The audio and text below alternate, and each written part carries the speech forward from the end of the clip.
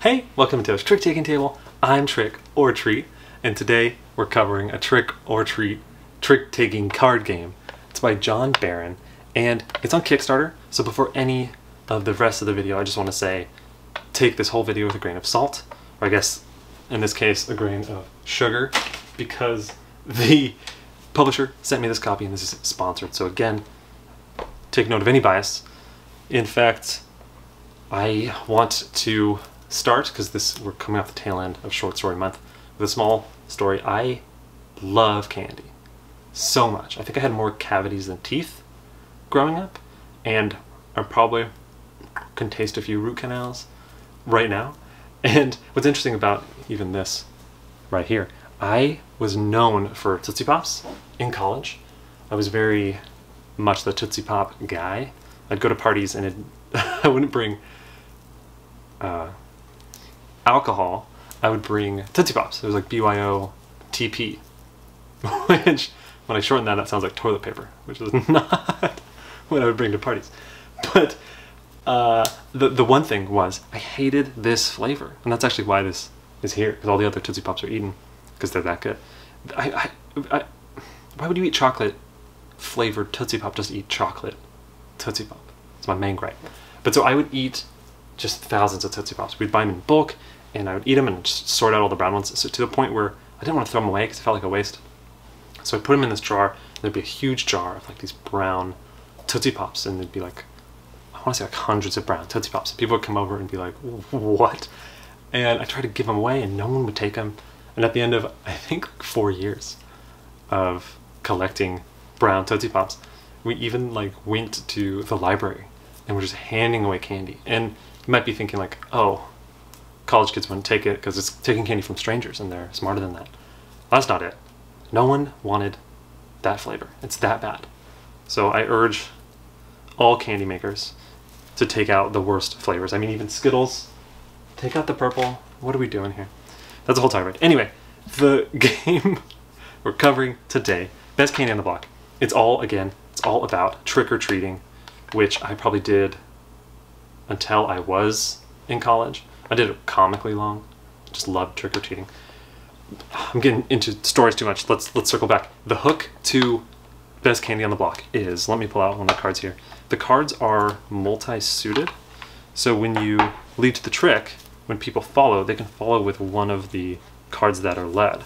So sometimes the cards just have one symbol. It's like this 7 here has just this gummy bear on the top, and so you would follow suit with the gummy bear, but sometimes your cards have multiple symbols. See the gummy bear and the candy. So what's interesting, and like this one here, which is wild, cards can have 3 symbols. So the following suit is pretty interesting because there's multi-suited cards in the game.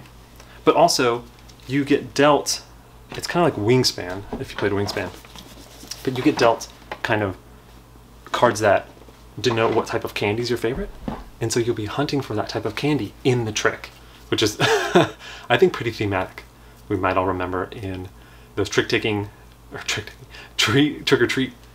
taking games growing up, where you would dump your candy out of your pillowcase or pumpkin and you would try to find the best, your favorite candy. So I am going to end this ramble and teach you how to play. So let's go to the table. The deck makeup in Best Candy on the Block is a little tough to explain, but it's not too bad. It's 1 through 12 in kind of 3 suits in a way. So 36 of these normal suited cards. There's a 13, which is a crown, can be played anytime. There are 4, possibly 6 of these no candy cards, and then there's 4 prank cards. There's also a distribution of the suits if players are curious. Here we have the game set up for 3 players, so no matter the player count, you'll deal 13 cards, and then you'll cut out the rest of the deck.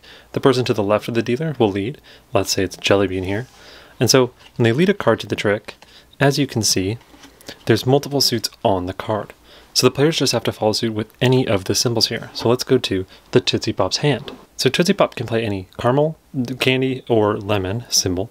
And so looking at their hand, maybe they want to play this lemon 9 to try to possibly win the trick. And so now it cuts to Starburst here, and they can again follow suit in the same way. Starburst follows suit with the candy symbol here, and the highest number regardless of suit, wins the trick. If it's the same number, the second one wins. So Starburst would take the trick and lead to the next trick. In the basic game, you just get 1 point per trick minus any prank cards. So what prank cards are these devil symbols here. So anytime during the game, if you didn't want to follow suit, you can always play a prank card or a no candy card. And pranks are just -1, candies are 0, so you wouldn't win the trick necessarily. You could if there's only 0s or -1s played, but I'll get into that edge case later. But the prank cards are bad because the other part of scoring is you keep track of the number of prank cards you win, and it's 1 point minus for each one. Let's say Starburst led with the 10 there, so again, coming here, they can follow suit with either marshmallow or pumpkin, or, as I was saying, you can always play this symbol to the trick, which is just you're not winning, it's just a wild 0, or the prank card. So let's say they play the prank card. So then coming to Tootsie Pop here, they don't want to win this trick because it's bad, so maybe they slough and play the 3. So the winner of the trick is Starburst, they'll still take the trick, but what it says on the prank card here is the next trick that's played is the player to the right of the trick winner. So the Tootsie Pop would lead to the next trick. Here's an example of maybe a peculiar trick where everyone played numbers 0 or lower. So in this edge case where no one played above 0, the first played prank card would win, or if it's all these 0 non, it'd be the last played non-candy card.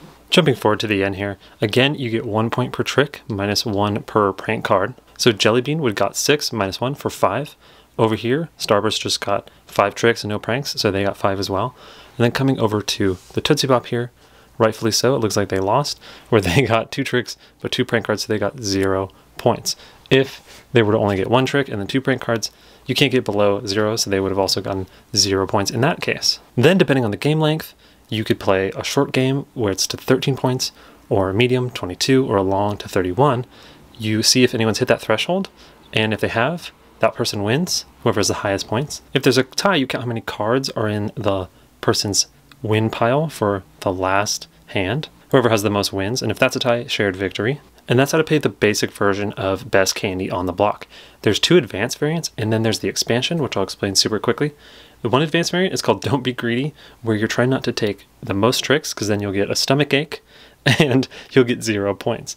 So cutting back to this example here, if we were playing with the Don't Be Greedy advanced variant, the person who got the most tricks, which is Jelly Bean here, they would get 0 points for the tricks. So sadly, they would get 0 points even though they took a bunch of tricks here.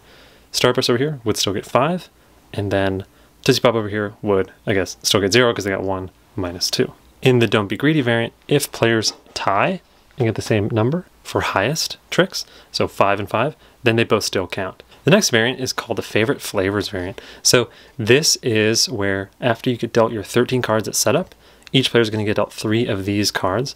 And what these are is they denote ways to get bonus points depending on the candy that you've taken in your tricks.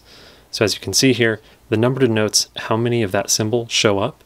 So it says, hey, there's 12 cards in the deck that match this chocolate symbol. So players will pick one of them. So say Jelly Bean took this chocolate, and then at the end, they look into all their tricks, and they'd see how many times they took a chocolate symbol.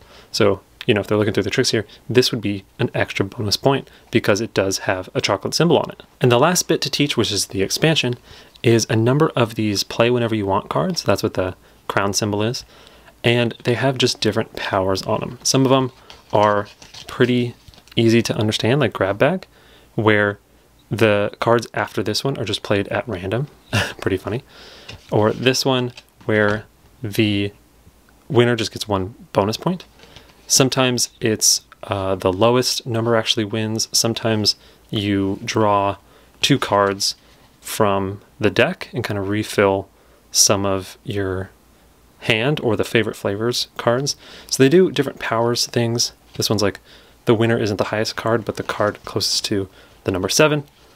So again, they just kind of change up the game a little bit with some powers. And that's how to play Best Candy on the Block. So that's Best Candy on the Block. And again, this is a Kickstarter video, so take everything I say with a dash of, a grain of salt, a dash, and any bias, beware. But so I prefer it with the variants, actually, interestingly enough.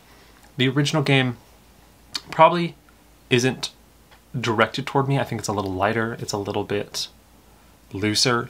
The following suit is it's kind of interesting. We have talked about on this channel like strict following suit to like may follow or somewhere in between, and this one was like kind of a weird in between because you have the prank cards, you have the no candy cards, and you have the crown cards where you don't have to follow suit, kind of playing whenever you want. And then sometimes the suits work out to where you just have so many options on what to follow suit that the following suit kind of was very this tough, not tough, but like amorphous blob that I didn't quite know how to read into, whether it was restricting me or not. It didn't really feel like it too much. It almost felt like it may follow with a slight amount of restriction. So I don't know if the more I play, the more I'll get into like the really intricate nature of the suits and kind of what they mean. But the original game where there's no Don't Be Greedy variant or there's no favorite flavor variant, it felt just a little too intro trick taker for me, just personally. And you know, I'm a nut job who has like all these games, all these trick taking games where I'm craving like that edge, that finer edge, to where I think including the Don't Be Greedy variant and the flavor that you're searching for variant are kind of the only ways I would play, just because they do give enough of an edge and enough of the teeter-totter of you want to win tricks and you want to win specific tricks but not too many tricks that I find interesting. I played this to where I think, again, this is, well, it's a review, of course, it's personal, but I personally think at 4 is my favorite player count because it has less of the deck cut out. At 2, we played at 2, especially with the expansion in the deck, and there was just a lot of variance. Like my opponent got dealt 3 of the prank cards and I didn't get any, and there was kind of this weird flow of like they had just like a little bit more control and pacing, and I could see where there's so much of the deck cut out at lower player counts that it's tough to kind of bank on anything. We can just like get randomly less of these cards in the game, really. I personally like the art. I love the backs. It's cool when games have really intricate kind of mandala backgrounds that still fit the theme of the game. But also the fact that like you see candies you recognize, like Sour Patch Kids, or I totally remember them from my childhood, but I have no clue what they are called or what they are. It's kind of like Tart Candy Bone Man. Runts, I think Chewy Runts and Chewy Sprees are like some of the best candy ever.